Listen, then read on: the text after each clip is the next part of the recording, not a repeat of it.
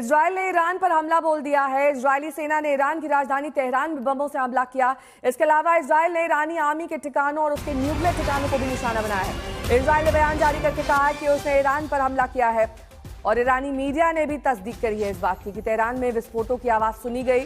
Israel ने Tehran के missiles और ड्रोन हमले की आशंका को लेकर आपातकाल की स्थिति की घोषणा कर दी है। इजरायल के एक सेना के अधिकारी के मुताबिक इजरायल ईरान के परमाणु और सैन्य टारगेट पर हमला कर रहा है। इजरायल के प्रधानमंत्री बेंजामिन नेतन्याहू ने कहा कि इजरायल ने ईरान के लिए परमाणु बम बनाया है, वैज्ञानिकों पर भी हमला किया है और इस हमले के बाद ईरान ने अपना एयर स्पेस बंद कर दिया। अब इराक को भी हमला ना हो इसके लिए सभी एहतियातन इंतजाम किए जा रहे हैं। इराक ने अपने सभी एयरपोर्ट्स बंद कर दिए हैं, कहीं से भी विमानों की आवाजाही नहीं हो रही है। 3 तस्वीरें आपको दिखाते हैं किस तरीके से सैन्य ठिकानों को टारगेट बनाया गया है। इजरायल का ईरान पर जो ये हमला था वो मिसाइल्स और ड्रोन के जरिए किया गया। वहीं तेहरान में लगातार धमाकों की आवाज सुनी जा रही है। लोग सड़कों पर आ गए हैं दहशत के चलते। स्टैचू ऑफ अ लायन इस ऑपरेशन का नाम दिया गया है। अशरफ वानी मेरे सहयोगी जुड़ गए हैं तमाम जानकारी के साथ।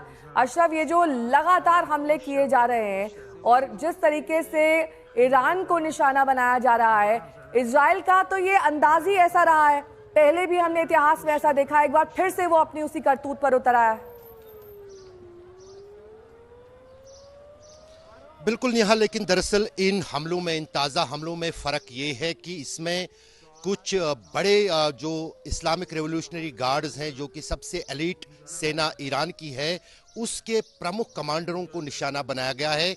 ईरान की तरफ से इसकी पुष्टि हुई है कि जो इस्लामिक रेवोल्यूशनरी गार्ड के प्रमुख कमांडर है हुसैन सलामी, वो भी इजरायली हमले में मारे गए हैं। उन रिहायशी बिल्डिंगों को निशाना बनाया इजराइल ने जहां पर ये सैनिक कमांडर अपने परिवारों के साथ रहते थे, और इन सैनिक कमांडरों, जिनकी तादाद अब 3 बताई जा रही है और प्रमुख कमांडर हैं ईरानी सेना के, उनके परिवारजन भी हताहत हुए हैं ईरान के हमलों में। इमरजेंसी घोषित की गई है तेहरान में। जो अंतर्राष्ट्रीय हवाई अड्डा खुमनाई इंटरनेशनल एयरपोर्ट तेहरान का है, उसको पूरी तरह से किसी भी फ्लाइट के लिए जो है बंद कर दिया गया है और माना जा रहा है कि ईरान की तरफ से कोई बड़ी कार्रवाई इजराइल के खिलाफ हो सकती है।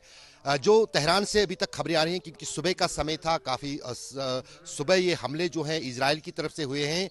6 बड़े धमाके अभी तक सुने गए हैं और काफ़ी अफरा तफरी जो है तेहरान, जो कि सबसे बड़ा शहर ईरान का है, वहाँ पर मची हुई है अफरा तफरी इन धमाकों के बाद। जैसे आपने कहा, इजराइल ने इन हमलों की जिम्मेदारी ली है।